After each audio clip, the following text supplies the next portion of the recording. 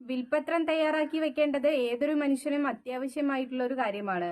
അപ്പോൾ ഇന്നത്തെ വീഡിയോ വിൽപത്രത്തെ കുറിച്ചാണ്. എന്താണ് വിൽപത്രം, വിൽപത്രം എങ്ങനെയാണ് തയ്യാറാക്കേണ്ടത്, വിൽപത്രം തയ്യാറാക്കുമ്പോൾ ശ്രദ്ധിക്കേണ്ട പ്രധാനപ്പെട്ട കാര്യങ്ങൾ എന്തൊക്കെയാണ് എന്നൊക്കെ അറിയുന്നതിനു വേണ്ടി ഈ വീഡിയോ സ്കിപ്പ് ചെയ്യാതെ മുഴുവനായും കാണാൻ ശ്രമിക്കുക. Welcome back to my YouTube channel. നിങ്ങൾ എൻ്റെ വീഡിയോ ആദ്യമായിട്ടാണ് കാണുന്നതെങ്കിൽ ചാനൽ സബ്സ്ക്രൈബ് ചെയ്യുക. തുടർന്നും ഇതേപോലെയുള്ള ഇൻഫോർമേറ്റീവ് ആയിട്ടുള്ള വീഡിയോസിന്റെ നോട്ടിഫിക്കേഷൻസ് ലഭിക്കുന്നതിന് വേണ്ടി ആ ബെല്ലൈക്കൺ കൂടി ഒന്ന് പ്രസ് ചെയ്യുക. അപ്പോൾ ഇന്ന് നമ്മൾ ചർച്ച ചെയ്യുന്നത് വിൽപത്രത്തെ കുറിച്ചാണ്. വിൽപത്രവും നിങ്ങൾ അറിഞ്ഞിരിക്കേണ്ട പ്രധാനപ്പെട്ട കാര്യങ്ങളും. അപ്പോൾ എന്താണ് വിൽപത്രം?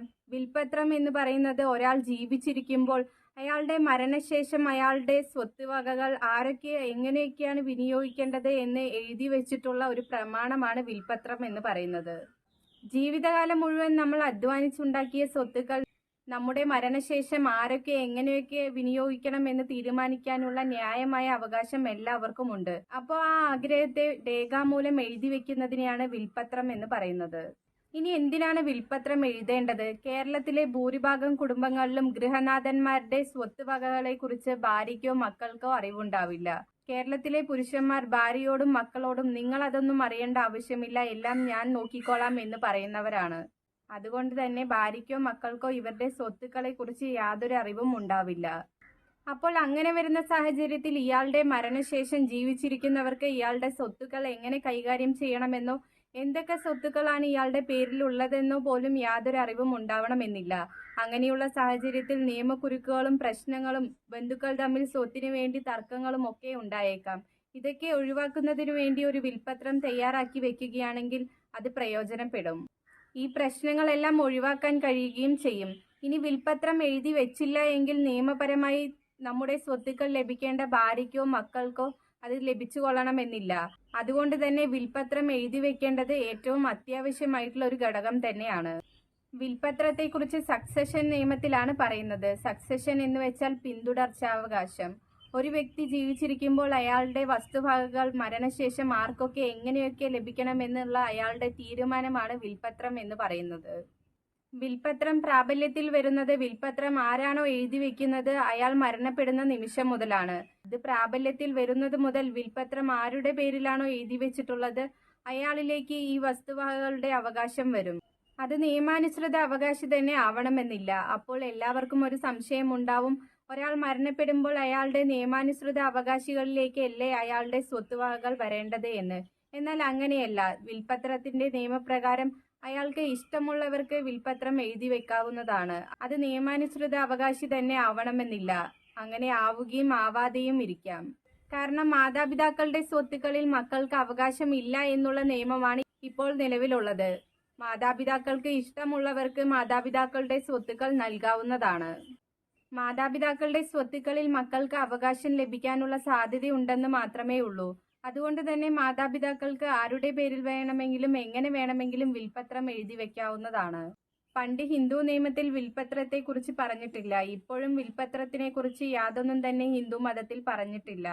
ഹിന്ദു നിയമത്തിൽ പറഞ്ഞിരിക്കുന്നത് ഒരാൾ അയാളുടെ ജീവിതകാലത്ത് അയാളുടെ സ്വത്തുക്കൾ മറ്റൊരാൾക്ക് നൽകാമെന്ന് വാക്കാൽ വാഗ്ദാനം ചെയ്തിട്ടുണ്ടെങ്കിൽ അത് അയാളുടെ ജീവിതകാലത്തും മരണശേഷവും ഒരു കടബാധ്യതയായി നിലനിൽക്കുമെന്ന് മാത്രം. മുസ്ലിം ലോയിലും വിൽപത്രത്തെ പൂർണ്ണമായും അംഗീകരിച്ചിട്ടില്ല. മുസ്ലിം ലോയിൽ ഒസിയത്ത് എന്നൊരു തരം വിൽപത്രമാണ് ഉള്ളത്. അതിൽ സ്വത്തുക്കളിൽ 1/3 ഭാഗം സ്വത്ത് വിൽപത്രമായി നൽകാമെന്നാണ് പറയുന്നത്. അവകാശികൾക്ക് വിൽപത്രം എഴുതരുതെന്നും മുസ്ലിം ലോയിൽ പറയുന്നു. അതേപോലെ തന്നെ ഒരു മുഹമ്മദീയന്റെ കടബാധ്യതകളും മരണാനന്തര ചെലവുകളും കഴിച്ചുള്ള സ്വത്തുക്കളിൽ 1/3 ഭാഗം മാത്രമേ വിൽപത്രം എഴുതാൻ കഴിയുകയുള്ളൂ. ക്രിസ്ത്യൻസിന് ബാധകമായിട്ടുള്ളത് ഇന്ത്യൻ സക്സഷൻ ആക്ട് ആണ്. ഹിന്ദുക്കളും വിൽപത്രം തയ്യാറാക്കുമ്പോൾ ഫോളോ ചെയ്യുന്നത് ഇന്ത്യൻ സക്സഷൻ ആക്ട് തന്നെയാണ്. ഹിന്ദു മത നിയമം ഇത് തടയുന്നില്ല. ഈ പറയുന്ന സക്സഷൻ ആക്ടിലാണ് വിൽപത്രത്തെ കുറിച്ച് പറയുന്നത്. ടെസ്റ്റേറ്ററുടെ ഇന്റൻഷൻ ഡിക്ലെയർ ചെയ്യുന്ന ഒരു ഡീഡാണ് വിൽപത്രം എന്നാണ് സക്സഷൻ ആക്ടിൽ പറയുന്നത്. വിൽപത്രങ്ങൾ എത്ര തവണ വേണമെങ്കിലും മാറ്റി എഴുതാവുന്നതാണ്. അവസാനം എഴുതുന്ന വിൽപത്രമാണ് നടപ്പിലാകേണ്ടത്. അവസാനം എഴുതുന്ന വിൽപത്രം കൊണ്ട് ആദ്യം എഴുതിയ വിൽപത്രങ്ങൾ റദ്ദാവുന്നതാണ്. അതുകൊണ്ടാണ് അവസാനത്തെ വില്ലാണെന്ന് തെളിയിക്കുന്നതിന് വേണ്ടി വിൽപത്രത്തിന്റെ സർട്ടിഫൈഡ് കോപ്പിയും ലിസ്റ്റ് സർട്ടിഫിക്കറ്റും രജിസ്ട്രിയിൽ നിന്നും എടുത്തു നൽകുന്നത്. ഇവിടെ ശ്രദ്ധിക്കേണ്ട മറ്റൊരു പ്രധാനപ്പെട്ട കാര്യം, വിൽപത്രം എഴുതുന്നയാൾക്ക് വിൽപത്രത്തിന്റെ അസൽ നശിപ്പിച്ചുകൊണ്ട് വിൽപത്രം റദ്ദ് ചെയ്യാൻ കഴിയും എന്നുള്ളതാണ്. അതുകൊണ്ടാണ് പോക്കുവരവ് ചെയ്യുന്നതിന് വേണ്ടി വില്ലേജ് ഓഫീസിൽ പോകുമ്പോൾ അസലില്ലാതെ കാര്യം നടക്കില്ല എന്ന് പറയുന്നത്. വിൽപത്രത്തിന്റെ അസൽ നശിപ്പിച്ചു കഴിഞ്ഞാൽ അത് റദ്ദ് ചെയ്തത് കണ്ടെത്താൻ സാധിക്കില്ല. വിൽപത്രം രജിസ്റ്റർ ചെയ്യണമെന്ന് നിർബന്ധമില്ല. രജിസ്റ്റർ ചെയ്യുകയും ചെയ്യാതെയും ഇരിക്കാം.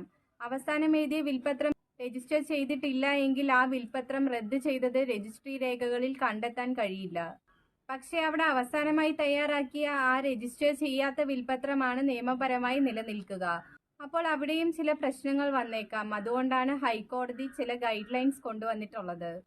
പോക്കുവരവ് നടത്തണമെങ്കിൽ അസൽ രേഖകൾ ഹാജരാക്കേണ്ടതായിട്ടുണ്ട്. ഇനി ഏതെങ്കിലും കടബാധ്യതകളിൽപ്പെട്ട് ആ ഒറിജിനൽ ഡോക്യുമെന്റ് ബാങ്കുകളിലോ മറ്റ് ധനകാര്യ സ്ഥാപനങ്ങളിലോ ആണെങ്കിൽ ആ കടബാധ്യത തീർത്ത് ആ ഒറിജിനൽ ഡോക്യുമെന്റ് എടുത്ത് ഹാജരാക്കിയാൽ മാത്രമേ പോക്കുവരവ് ചെയ്യാൻ സാധിക്കുകയുള്ളൂ. അല്ലാത്ത പക്ഷം ആ ബാങ്കുകൾക്ക് കൂടി നോട്ടീസ് അയച്ചതിന് ശേഷം മാത്രമേ പോക്കുവരവ് ചെയ്യുകയുള്ളൂ. അതേപോലെ രണ്ട് വസ്തുക്കളുടെ അസൽ രേഖകൾ വിവിധ ബാങ്കുകളിലാണെങ്കിൽ ഒരു വസ്തുവിന്റെ രേഖ മാത്രം കിട്ടിയതുകൊണ്ട് പോക്കുവരവ് ചെയ്യാൻ കഴിയില്ല. മറ്റൊന്ന്, വിൽപത്രം എഴുതിയാൽ വിവാഹിതനാവുകയാണെങ്കിൽ വിവാഹത്തിന് മുമ്പ് എഴുതിയ വിൽപത്രം റദ്ദാവും. അതേപോലെ തന്നെ വശീകരിച്ചോ വഞ്ചനയിലൂടെയോ തയ്യാറാക്കുന്ന വിൽപത്രം നിലനിൽക്കുകയില്ല. വിൽപത്ര പ്രകാരം വസ്തു ലഭിക്കേണ്ടയാൾ വിൽപത്രം എഴുതിയ ആൾക്ക് മുൻപേ മരണപ്പെടുകയാണെങ്കിൽ ആ വിൽപത്രം അസാധുവാകും എന്നാണ് നിയമം. പക്ഷേ അതിന് കുറച്ച് എക്സെപ്ഷൻസ് കൂടിയുണ്ട്. വിൽപത്രത്തെക്കുറിച്ച് എന്തെങ്കിലും സംശയം ഉണ്ടാവുകയാണെങ്കിൽ വിശ്വസ്തനായിട്ടുള്ള ഒരു അഡ്വക്കേറ്റുമായി ആലോചിച്ച് തീരുമാനമെടുക്കുക. വിൽപത്രം രജിസ്റ്റർ ചെയ്യേണ്ട ആവശ്യമില്ല എന്ന് നേരത്തെ പറഞ്ഞല്ലോ. അതിനർത്ഥം വിൽപത്രം എപ്പോൾ വേണമെങ്കിലും രജിസ്റ്റർ ചെയ്യാം എന്നാണ്. വിൽപത്രം സാധാരണ ബുക്ക് നമ്പർ 3-യിലാണ് എൻട്രി ചെയ്യുന്നത്. എന്നാൽ ഇങ്ങനെ എൻട്രി ചെയ്യാതെ വിൽപത്രം ഒരു കവറിലിട്ട് സീൽ ചെയ്ത് വിൽപത്രം എഴുതിയ ആളുടെ പേര് വിവരങ്ങൾ എഴുതി രജിസ്ട്രാറുടെ ഓഫീസിൽ ഡെപ്പോസിറ്റ് ചെയ്യാവുന്നതാണ്. ഇത് വിൽപത്രം എഴുതിയ ആളുടെ മരണശേഷം മാത്രമേ പുറത്തെടുത്ത് രജിസ്റ്റർ ചെയ്യുകയുള്ളൂ. വിൽപത്രക്കാരന്റെ അവകാശികളിൽ നിന്നും ഉപദ്രവങ്ങൾ നേരിടാതിരിക്കാൻ വേണ്ടിയാണ് ഇങ്ങനെ ചെയ്യുന്നത്. ഇതിനെ ക്ലോസ്ഡ് വിൽ എന്നാണ് പറയുന്നത്. രജിസ്റ്റർ ചെയ്യപ്പെടാത്ത വിൽപത്രങ്ങൾ സിവിൽ കോടതി വഴി പ്രൊബേറ്റ് ചെയ്ത് വാലിഡിറ്റി തെളിയിക്കാവുന്നതാണ്. ഈ അണുകുടുംബങ്ങളുടെ കാലത്ത് വിൽപത്രം തയ്യാറാക്കി വെക്കുന്നത് ഏറ്റവും അനിവാര്യമായിട്ടുള്ള ഒരു കാര്യമാണ്. 18 വയസ്സ് പൂർത്തിയായവർക്ക് വിൽപത്രം തയ്യാറാക്കി വെക്കാവുന്നതാണ്. വിൽപത്രം എഴുതുന്നയാളുടെ യാതൊരു അവകാശത്തിനും വിൽപത്രം തടസ്സമാവില്ല. മാത്രമല്ല വിൽപത്രം എപ്പോൾ വേണമെങ്കിലും റദ്ദാക്കാവുന്നതാണ്. അപ്പോൾ വിൽപത്രത്തെക്കുറിച്ച് എല്ലാവർക്കും മനസ്സിലായെന്ന് വിചാരിക്കുന്നു. വിൽപത്രം രജിസ്റ്റർ ചെയ്തോ രജിസ്റ്റർ ചെയ്യാതെയോ സൂക്ഷിച്ചു വെക്കാവുന്നതാണ്. വിൽപത്രത്തിന്റെ അസൽ നഷ്ടപ്പെടുത്താതിരിക്കാൻ എല്ലാവരും ശ്രദ്ധിക്കുക. വിൽപത്രം തയ്യാറാക്കി വെക്കേണ്ടത് ഇന്നത്തെ സമൂഹത്തിൽ ഏതൊരു മനുഷ്യനും അത്യാവശ്യമായിട്ടുള്ള ഒരു കാര്യമാണ്. അപ്പോൾ വിൽപത്രത്തിന്റെ പ്രാധാന്യത്തെക്കുറിച്ച് എല്ലാവർക്കും മനസ്സിലായെന്ന് വിചാരിക്കുന്നു. ഈ വീഡിയോ ഉപകാരപ്രദമായാൽ ലൈക്ക് ചെയ്യുക. ഈ ഇൻഫർമേഷൻ മറ്റുള്ളവരിലേക്കും ഷെയർ ചെയ്യുക. ചാനൽ സബ്സ്ക്രൈബ് ചെയ്യുക. തുടർന്നും ഇതേപോലെയുള്ള ഇൻഫോർമേറ്റീവ് ആയിട്ടുള്ള വീഡിയോസിന്റെ നോട്ടിഫിക്കേഷൻസ് ലഭിക്കുന്നതിന് വേണ്ടി ആ ബെല്ലൈക്കൺ കൂടി ഒന്ന് പ്രസ് ചെയ്യുക. മറ്റൊരു വീഡിയോയുമായി വീണ്ടും കാണാം. നന്ദി, നമസ്കാരം.